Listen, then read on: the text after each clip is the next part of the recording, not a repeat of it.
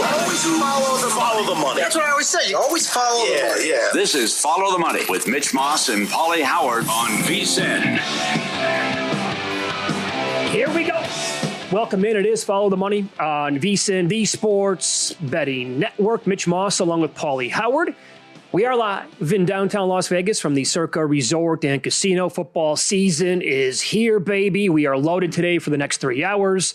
Brett Ciancia on the program in 30 minutes. Pick 6 previews his look at Week 1 games. Kelly Stewart on the program in 90 minutes. She watched her beloved Wildcats lose in person in Dublin over the weekend. She's going to join the program. We'll talk some Big 12 with her and Stanford Steve on the program a little bit later on. Welcome in to those of you watching on YouTube TV, listening on Sirius XM channel 158, or whichever radio station across this great country you're tuning in to today. Pauly, good to be back from vacation today. How are you? Good. All right, my man. Good to see you. Mm-hmm. All right.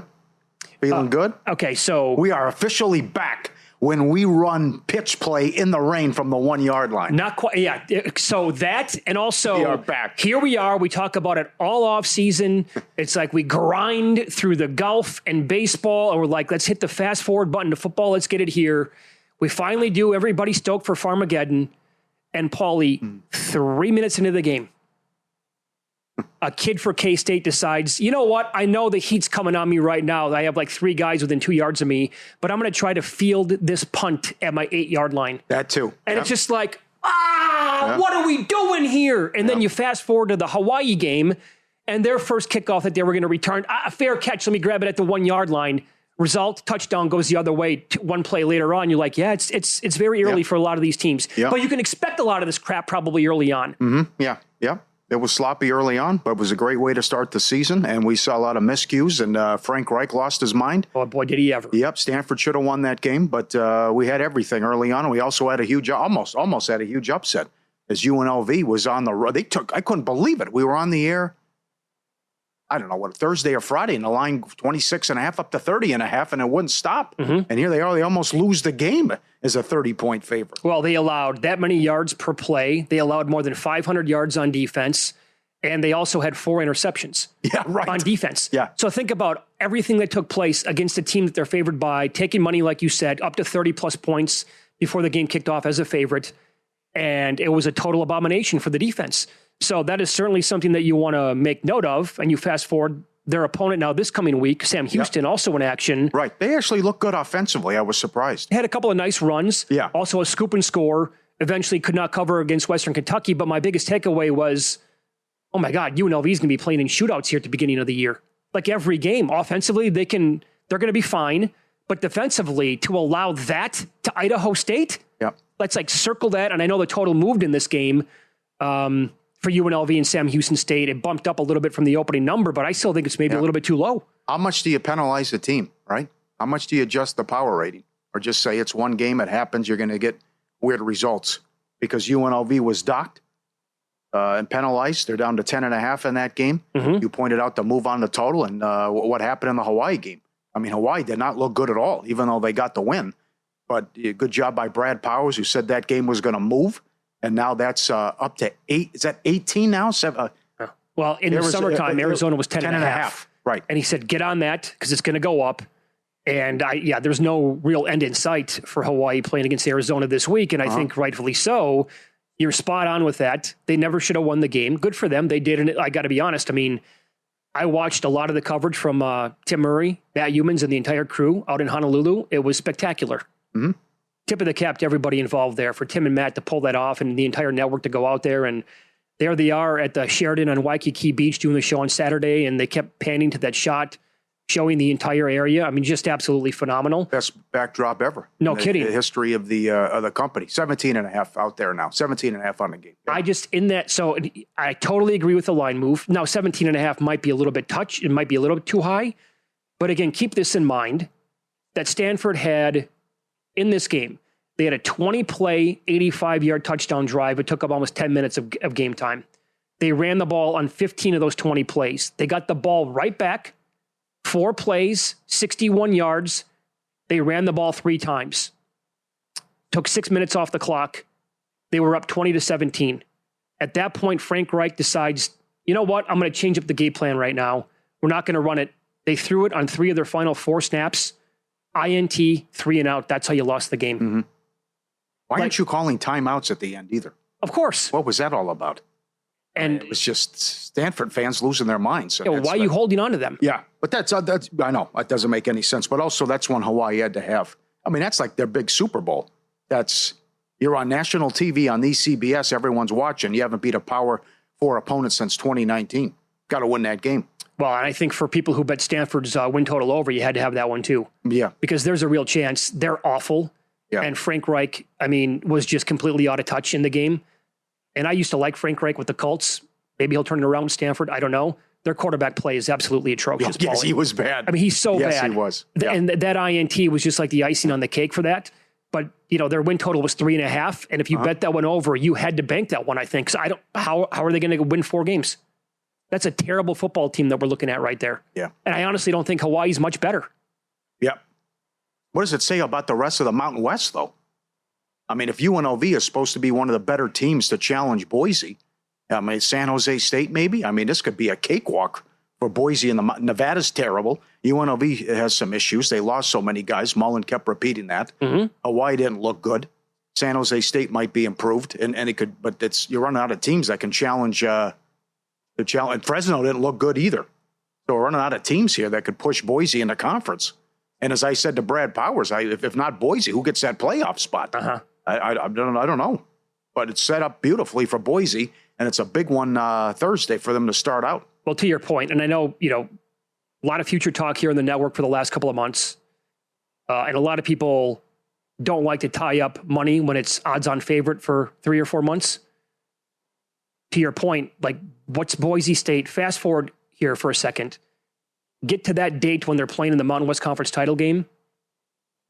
What are they going to be laying? And specifically on the money line. So for those who are betting Boise State in recent weeks at minus 125 to win it, I think they have a pretty good bet in their pocket. Mm-hmm. I know you're tying up money again for a long time, but that already moved 40 cents. You're looking at it right now for the radio audience at DraftKings, up to minus 165. What a motley looking crew. Oh, it's bad. Look at that. Paul, they could be laying, what's the number they might be laying here potentially? Yeah. In the title game. That's what Paul Stone said in his breakdown. I have him he had him a double-digit favorite in every game but one. Because he had him a big favorite against South Florida, although that line came down.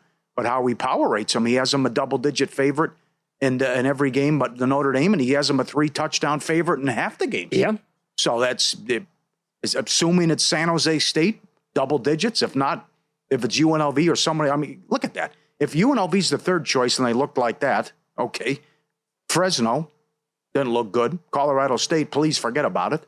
And then you're getting into the 6-7 territory with Hawaii and the bottom feeders. Yep, I kind of thought the same thing overall, top to bottom, without a clear-cut favorite in the Big 12. Watching Farmageddon, yeah, I think the Big 12, and we anticipated this, right? Last year it was total chaos. The team picked to finish 16th overall in the preseason, won the whole thing, and K-State.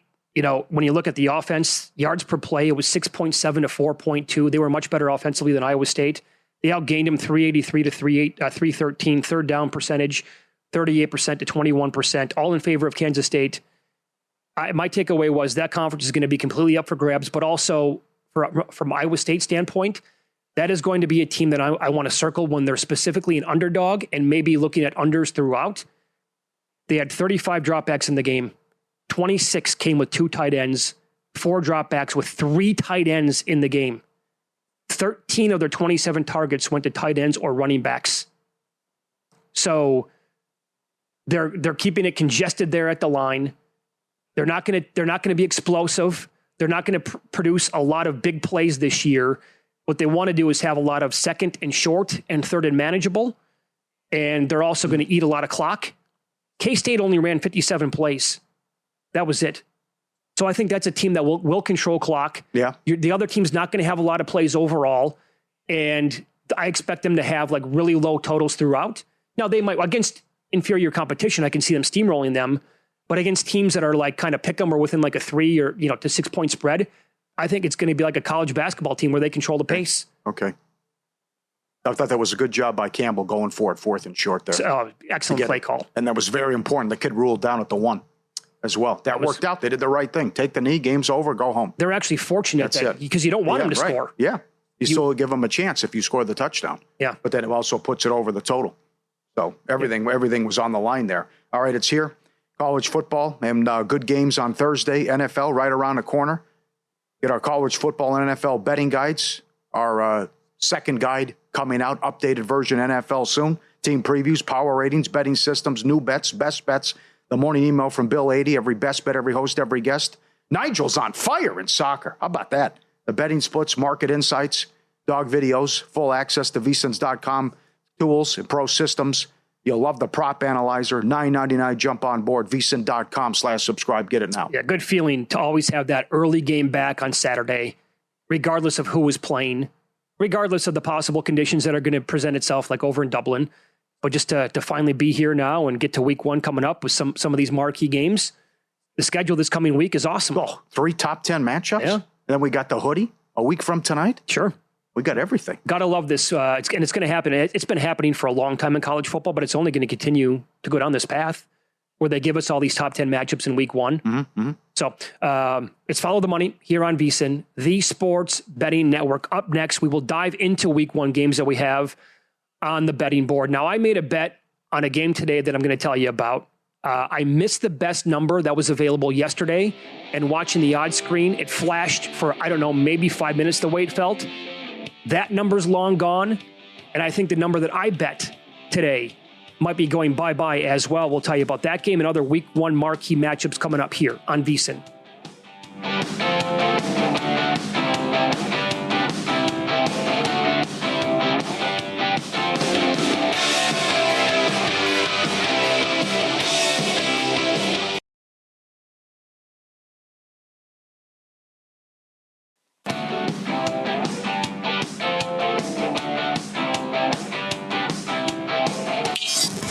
This is Follow the Money on VSiN.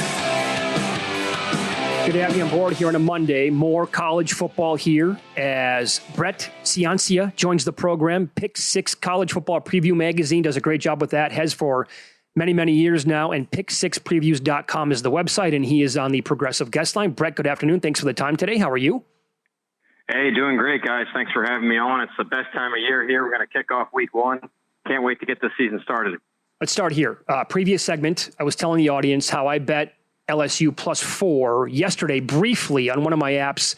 +4.5 minus 115 flashed. It was gone before I could bet it. Now it looks like a lot of the 4s are gone. Clemson down to 3.5. What do you make of that bet plus the 4 that I have in pocket now? And who do you like overall in this game? Yeah, well, I think it's good value there, getting 4 points. I think they're pretty evenly matched if you think of it. They're kind of opposites. With Clemson, you have a lot of returning production, a lot of returning starters. You kind of know what you're getting. The defending ACC champs bring back 19 starters. Cade Klubnik at quarterback. All those good receivers are back. With LSU, a lot more of a mystery. They could be boom or bust this year. We know we have with Garrett Nussmeier, one of the Heisman favorites at quarterback. But really, it's how much development can this second year under Blake Baker on defense, their coordinator, how much boost can they get? They signed the number 1 transfer haul in America. And I actually have them projected as an at-large team, an at-large pick into the bracket. So I like them as a playoff team. I like them to get it done here and compete. And I think if you're talking about a toss-up game, I'll take the 4 points. I like the LSU pick. Okay, excellent. How about another top 5 matchup? What do you think of Notre Dame going to Miami? Well, yeah, this one, I like Miami here. And I'm going against the consensus. I know Notre Dame has a couple points as a favorite. I like Miami here, and I really like a couple things about their program with Mario Cristobal. You know he knows how to develop offensive lines. They have another one of the best in the country again this year. And talent acquisition. You know, they're top 10 in the high school ranks in the 5-year average in high school recruiting and top 10 from the transfer portal. So I like the talent that he's brought to Miami. I like that they're catching a first-time starter there with Notre Dame. They, of course, announced C.J. Carr emerged as the starting quarterback. I think it's a great roster around him, but that's a lot of pressure for a first-time starter going up against a near playoff team last year. I really thought they were strong, Miami, in 2024, and I have them back in the bracket again this year. So I went with Miami last year to win the conference. They came up short, but this year I do think they're going to contend, make it back to the playoffs. So I like Miami to upset and win at home there as the home underdog. Very good. High-scoring game, you think? Total is about 49.5 or 50 in that game. I would go a little lower here. I think that you're going to see Notre Dame's defense is one of the best in the country. and they've returned a lot of All-American candidates. They've been sharp under Marcus Freeman. And then I think also, Miami's defense is going to make some gains. They hired Corey Heatherman from Minnesota. That was, of course, Miami's weakness last year was the pass breakdowns and coverage. They blew they blew a couple leads. That 21-0 Syracuse lead was blown and cost them a shot at the playoffs. So I think they really, really honed in on the secondary and the transfer portal. They signed 5 4-star transfers, the most in the country in the secondary. So I think you're going to see 2 pretty solid defenses, 2 great offensive lines. They want to run the ball. So I think you're going to see a slower pace than, an under there for the points. We got a good game Saturday night at 8 o'clock Pacific. Are you part of this move? You agree with Utah taking all this money against UCLA? Yeah, I get a little worried when it seems like the whole country's in on this play, but I like Utah here, minus 6.5. They've had such a strong track record under Kyle Whittingham and their defensive coordinator, Morgan Scalley. So I like what they're going to have on defense.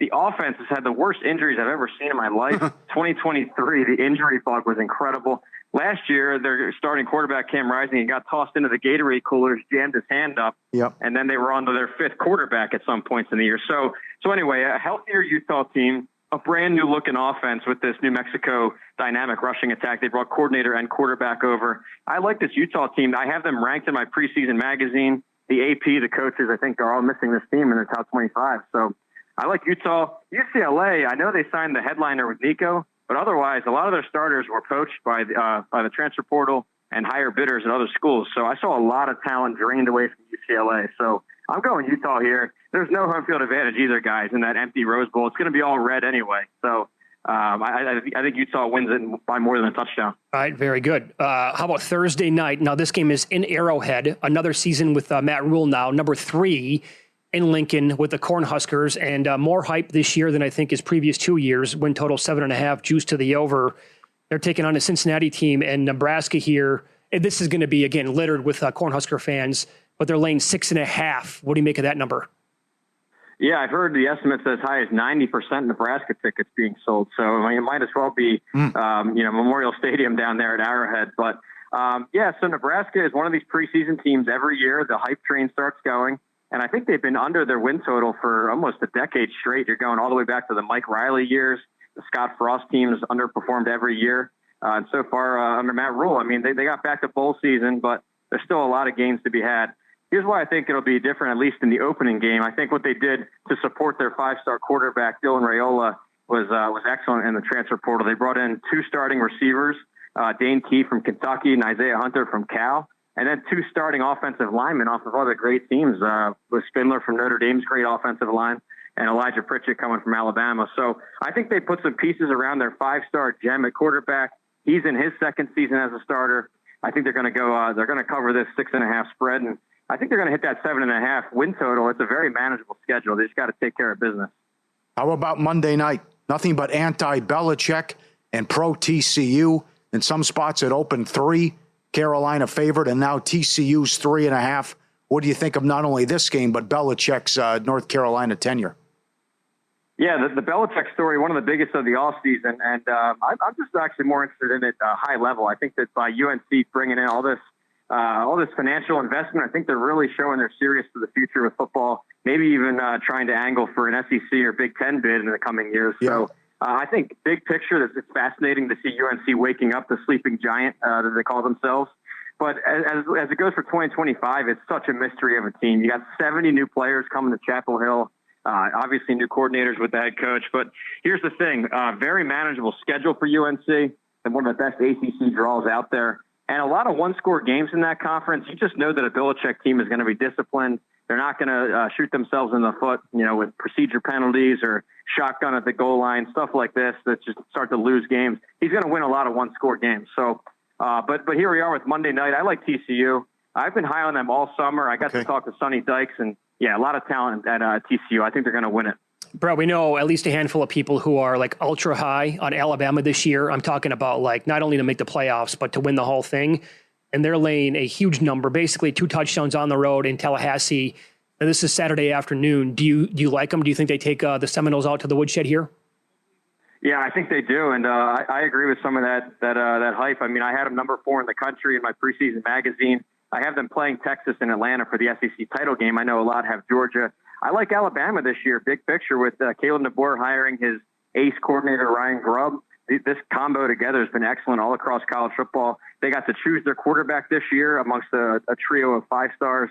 But really what caught my eye was the NFL draft, where usually they send 10, 12, 13 guys to the pros.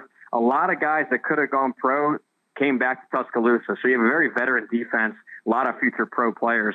So I like Alabama. One of my best bets win total-wise was the over 9.5. I think it was a plus money at certain points of the summer. So I think they're going to get to 10 wins. I think they're going to make it to Atlanta for the SEC title game. And I don't know if you caught this, but Florida State's quarterback was really talking some trash all offseason. So I think Alabama is going to lay it on heavy if they get the opportunity. So I'm going Alabama by 2 touchdowns plus. Very good. What can the audience expect throughout the year when they go to pick6previews.com, Brett? Yeah, well, we have the preview magazine still, but if you're looking for more in-season content, we have launched Pick 6 Plus. And what that is, it's a stats and information package that's emailed out every Tuesday morning, all the betting trends, situational splits, how's the team as a home favorite, how are they off a bye, last 3 years, current year, all kinds of trends. Basically, I find when the season kicks off, I have 100 tabs on my computer open. I want them to narrow it down and give the reader everything they want in one page per team. So go check it out, Pick 6 Plus. Very good. And you can follow Brett on X. He is at Pick 6 Previews as well. Thanks for the time. Best of luck in week 1 and throughout the season, Brett. We appreciate that. Yeah, good luck, guys. Hope to talk soon. There you go. Thank you. Brett Ciancia, Pick 6 Previews, the magazine, the website, Twitter handle, the whole thing. He's got awesome numbers in the magazine. And he has been one of, if not the most accurate magazines in the country for going on 6-7 years now. Give me a hot take. You got a hot take? Similar to McMurphy? Something? I love my Arizona State ticket now. All right. You want me to go? I don't want to overreact, Good, but yeah. Yeah. I think it's going to be sloppy every time Iowa State plays an opponent. And I think K-State, I think they're good, but I don't think they're great. So the Big 12, I think it might boil down to he loves Utah. Others love Texas Tech. I was on Arizona State right away. Yeah, good point. A lot of love for Texas Tech. I've seen a lot of people making the case for them. VCU's exclusive betting splits cut through the noise, pulling real-time data straight from Circa and DraftKings. Track the percentage of bets and handle on every game across every major sport so you can make sharper, more informed bets. Start your edge today, just $9.99. VSiN.com/subscribe. Everyone loves it. Get it now. VSiN.com/subscribe. Win some, lose some is up next, and I can't believe the following words are going to come out of my mouth. But you have to feel really good for the guy. Find out who it is next on VSiN.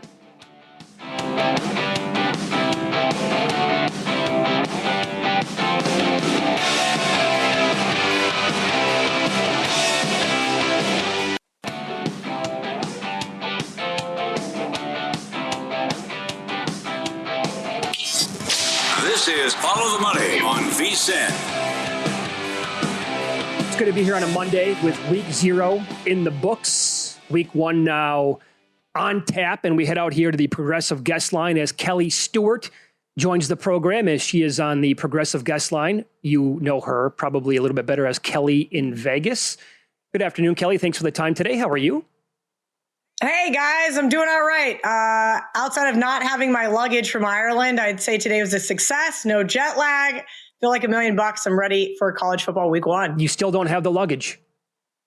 Yeah, I kind of warned you that might be the case when you texted me yesterday. I was like, we're going to see if it makes it. Whenever you have multiple layovers, that's always a gamble. Yeah, okay. Fair points. Yeah. Fair points. By the way, that video that kind of went viral after the game, Avery Johnson's brother and dad fighting, can you confirm the rumor here? Any truth to that they were actually fighting over you and not the K-State loss? I've never met either one of them, but I can confirm I also wanted to fight people after that game. It was a very frustrating game. It was crappy weather, and we just didn't get the result that I think a lot of Wildcat fans, flew halfway around the world to get. So all jokes aside, the fight was not over me, but I will say this. I don't know what they were fighting over, but surely couldn't have been Avery's performance. He was one of the only mistake-free players. Yeah. Mm-hmm. So what did you think about the Big 12, by the way, before that game, and what do you make of it now? I mean, we all think it's going to be pretty much wide open. Did you have that same opinion? Yeah, I was on, last Friday, boots on the ground in Dublin, talking to Dave, and he said, what do you think? I said, 5-6 teams? Your guess is as good as mine. This is such a interesting conference, right? You know, we get a lot of hype around the SEC and the Big Ten, but top to bottom, at least from the top perspective, there's 6, maybe even 7 teams we could argue. Was Iowa State better than advertised? I don't think they were. I think K-State beat themselves. There were some questionable calls. And then, of course, not only 2 turnovers, but multiple 4th down conversions that failed. Arizona State, are they going to take a step back? I'll get to Utah here in a minute because I'm already betting against them week 1. Texas Tech spent a ton of money on their roster. How can they not be good, right? The old Texas Longhorn adage. We'll see. I think Baylor's going to surprise a lot of people. Kansas, new stadium, looked good against Fresno State on Saturday night. They're getting a little bit of love now. My Kansas State Wildcats are going to be fine. Here's the real reality. That was a tough game. And well, let's just say it. I'm not going to downgrade them at all. I asked Brad Powers even, sent him a text. I said, all right, I'm gonna downgrade 0 points for Iowa State, or upgrade 0 points for Iowa State. And I said, what are you gonna downgrade K-State? He goes, half a point. I said, yeah, probably the same thing. We'll see if they can't get it together. They play a cupcake in North Dakota this week and Army the following week. I think this Wildcats team, while it seemed like, and myself included, a big time overreaction to that loss, may not be that big of a deal in the big scheme of things. All good points. Yep. You downgrade UNLV for that performance, but not Kansas State. No, I'm with you too on Baylor. And I liked them Friday at home against Auburn. Phil Steele picked them as well. I think Baylor can win the conference. I'm with you on that one. And a lot of people picking Texas Tech. You're right about how much money they spent. Top 3 in the country in NIL. Yeah, listen, here's this Baylor team that I think they could be sneaky good, right? One of my good friends, Chris Thurston's been on with you guys before, and he's a huge Baylor fan, alumnus, but he's so hard on this team. He's high on them this year. Last year he was down, said, Kelly, you want to bet against this team? Look in spots to do so, and he was absolutely correct. Here's the real reality. I kind of wonder if at least this week 1, this isn't like one of those sharp square type of sides, right? It seems like everybody likes Baylor, and that always concerns me. They were on my long list to start the week, but I ultimately just crossed it off and said, I want to see more from this Bears team before they earn my hard-earned money. Mm-hmm. Yeah. So you mentioned you were getting to Utah as well. So that's a very popular play. That's up to 6.5. What do you think of that night game Saturday night, Utah and UCLA? Friday night, right? Saturday night. Am I crazy? Did I write that down right? No, maybe Cincinnati's on Friday night. There's this week 1. I got to get a better schedule because I think this is going to be just action packed all weekend long. I think we're going to see a ton of upsets, which is something we didn't see last year. And I think it could absolutely start here with the UCLA Bruins. And it has nothing to do with the Bruins. It has everything to do with Utah, right? The real reality is since joining the Big 12, this team has consistently underperformed. And I don't quite have the answer as to why. The Big 12 was made for teams like Utah, right? Or at least the most recent version of the Big 12. And that is to play smash mouth defense again. There was a few years there where everybody was just airing it out. And Utah wouldn't have fit in necessarily very well there, but they did when the Pac-12 played that style of play. So I had high expectations for this team coming into the Big 12. They had an older roster last year, but then they just went on the Cam Rising carousel every single week. Is he going to play? Is he not going to play? The good news is they don't have to worry about that this season. But I do think we've seen when teams first enter a conference outside of Texas last year in the SEC, they tend to struggle a little bit early on. I expect UCLA at home Saturday night to get a little scrappy here. 6.5, I think, is now way out of control. This one opened. You know, I think I saw somebody bet it in maybe June, like minus 140, minus 150. Yeah. And I thought, man, you're getting ahead of it I need a lot more information to be betting than in June. But now at 6.5, are we going to see a 7? Probably not. But it is my best bet for this weekend. I think UCLA is absolutely live. All right, very good. Follow the money here on VSiN, the Sports Betting Network. Our guest, Kelly Stewart, she's on the Progressive Guest Line. You can follow her on any of your socials at Kelly in Vegas. Now we'll fast forward here to Sunday. It's not the big boy with Notre Dame and Miami. It's the game Sunday afternoon as Vatech takes on South Carolina. Gamecocks laying about 8 here. But again, you're a big dog player. Tell us why you like the Hokies. Yeah, I'm looking for underdogs every single week. And the underdogs I'm looking for, Mitch, are the ones that can win outright. And I looked at this game and I thought, okay, this one has been bet up. And now we've seen it start to come back, right? We've seen some of that movement come in on Virginia Tech. This was a team historically, well, that's just been on a downward spiral, right? This is a Gamecocks team that's now on the uphill slide with Lenora Sellers. I think they were very impressive, right? But there's a few games there where they had, just awful performances. I'll throw the Old Dominion game out the window as a fluke. There were some other ones where they really started to impress me, but they play so much better as an underdog. As a favorite, this is a team that I'm looking to bet against. I do not think the odds makers have a lot of faith in this Gamecocks team. I know a lot of sports bettors that seem to think, okay, do they have an outside shot here to win the SEC? I just don't think so. Everybody's hearing Lenora Sellers, Heisman. Have you guys been hearing that in Vegas? Because I've been hearing it a lot. And I think we got to pump the brakes a little bit.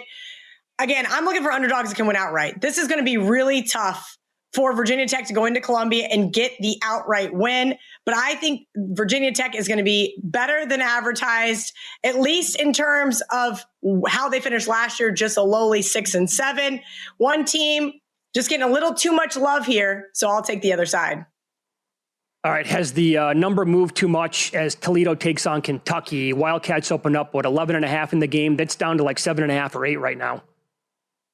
Listen, Mitch, you're asking yourself the same question as me. Again, when I do this 3-team parlay for the guys over there at the Westgate, I do it for myself. They like to put it up on their app for me. I always appreciate it.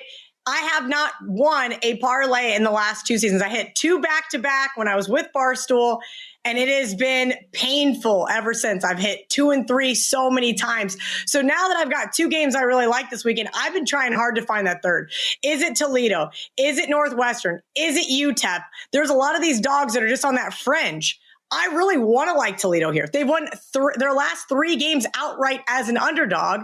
And what does Kentucky do as a favorite? I'm over here bashing South Carolina being a poor favorite. They've lost 3 of their 4 last games as a favorite outright. So here's the Toledo Rockets team. Are they ready to step up in play? Can they go in and upset an SEC team that, by all intents and purposes, looked really great to start last season, and then we kind of saw them, slide down there at the end of the year? Kentucky has a turnover problem. Those things may be fixed this year. Look, bottom line, I've never hit one of these parlays week 1. Not really necessarily expecting to do so again this year, but I think Toledo is going to end up being my third play. Again, I know that the value from a numbers perspective is pretty much gone, coming down here from 8 or from 11 to 8. Now even starting to see 7.5s on the odds screen. Paul Stone agrees with you. I think they can win the game outright. Will you admit that anyone try to get you to try Busch Light? I've had Busch Light plenty of times. Oh. Pauly, I'm from Kansas. Oh, from the Midwest. The Busch Latte. I thought it was just the Iowa State thing. Oh, no, God, no. Oh, the Busch Latte. Oh, no. Pauly. No. Busch Light is great. Actually, that's probably the only beer I could still actually stomach. I managed to get a couple of gulps of Guinness while I was in Ireland. I just couldn't do that either. The Guinness looks so good on TV. You don't like it in person? You don't like when it actually hits your lips? God, I love the Guinness. Yes, I can't believe you're over there with Guinness and they're putting the Busch Latte on. I know. All right, Kelly. Great spot. Thanks for the time. Best of luck this week, okay? Thanks, guys. Great job. There you go. Follow her everywhere at Kelly in Vegas. Yeah, Busch Light's been sweeping the Midwest for decades. The good, the bad, and the ugly from the weekend coming up next here on VSiN.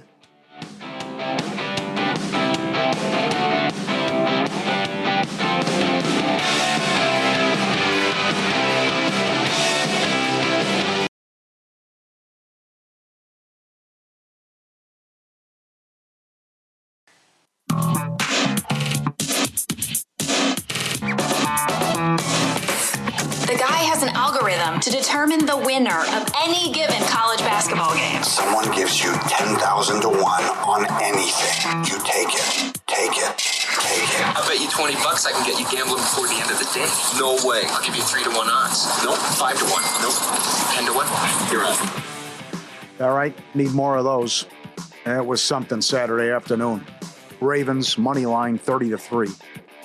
Dan Quinn drops to 2-17 straight up last 19 preseason games. Why'd you like him so much? Incredible. Just anti-Dan Quinn? I bet the Bengals too Monday night. This guy just doesn't care. Doesn't put an emphasis at all on the preseason. Plus, it's horrible. You got to be nuts for betting preseason football. Well, 2-17. And I'll tell you, another guy in that category is Raheem Morris, who's yet to win a preseason game in Atlanta. This one was tough. Dodgers' first 5, that was 2-1. Don't get any runs, not much for support for Snell in that one. Okay, to the new stuff. Phillies tonight, getting underway, 4:10 Pacific against the Mets. Sanchez has been great. Senga's been awful since the break, and the Mets have lost 17-24. Chiefs, this continues to go up. Brazil. Chiefs money line against the Chargers. The loss of Slater. Remember the Chargers' record when they face good quarterbacks? 1-6.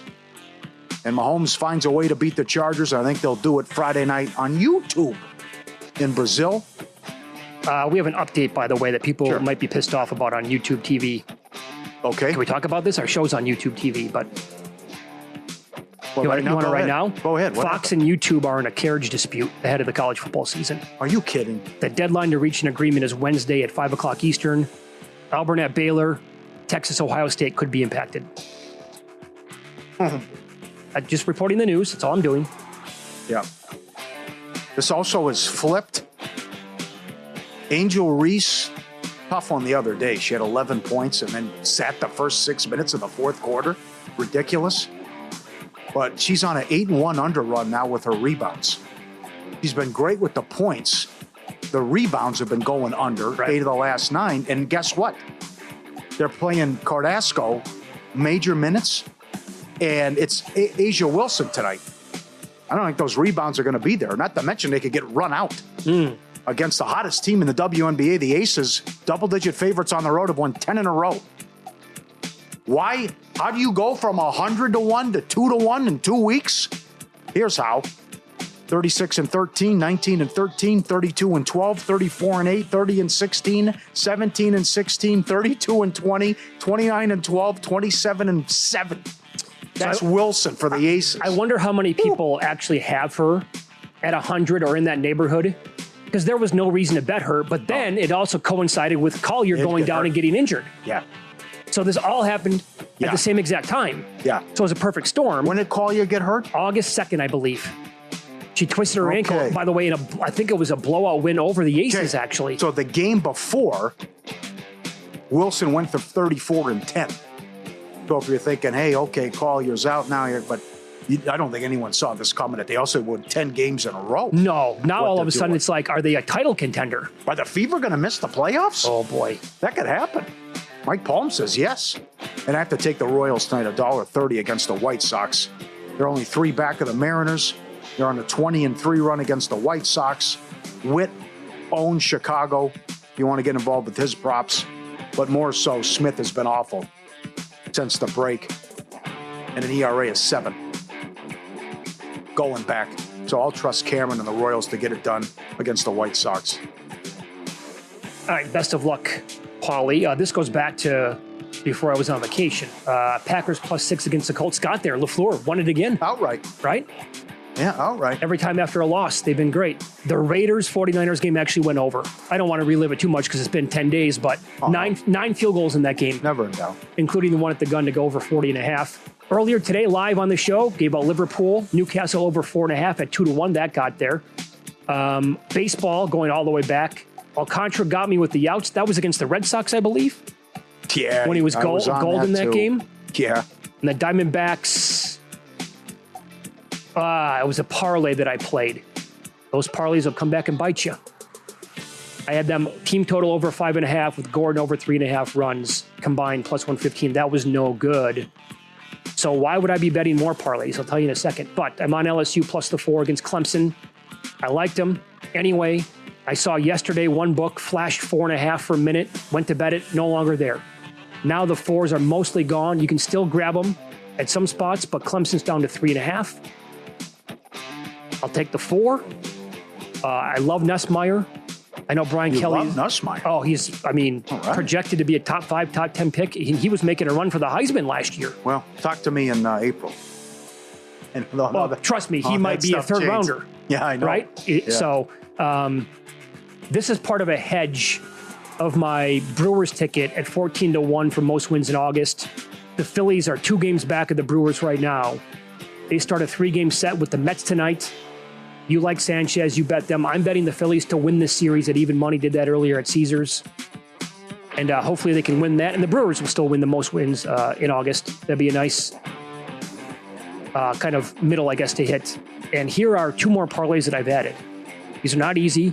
People tell you not to bet them. I personally like to make division parlays in baseball, the NBA, and the NFL.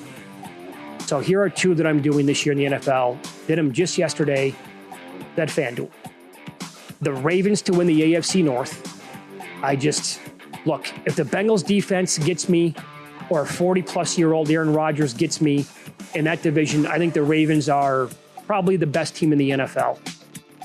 So I'm going to team them up with the Buccaneers to win the South. I'm not there. I think the Falcons can win 8 or 9 games. I think the Buccaneers can win 11 or 12 games. I'm absolutely in love with the offense. And you think there's a path for them to be the 1 seed in the NFC. Yes. So I bet the Ravens to win the North, the Bucs to win the South at plus 235. And I also added this one on it to make a 3-teamer. The Bills should run away and hide with the AFC East. Yep. So the Bills, Ravens, Buccaneers division parlay pays plus 356. There you go. All right, excellent. I'm waiting for the Sparks to play again. It's Rakia Jackson getting it done every single game. Yeah, right. For the Sparks. G-Bank built with sports bettors in mind. Right now, you can earn a $50 cashback reward bonus once you're approved and your account is open with the G-Bank Visa Signature Card. Most credit cards treat sports books and gaming transactions as cash advances, even when it's your own money. G-Bank treats them as regular purchases. No cash advance fees, saving up to 3 to 5% on every deposit.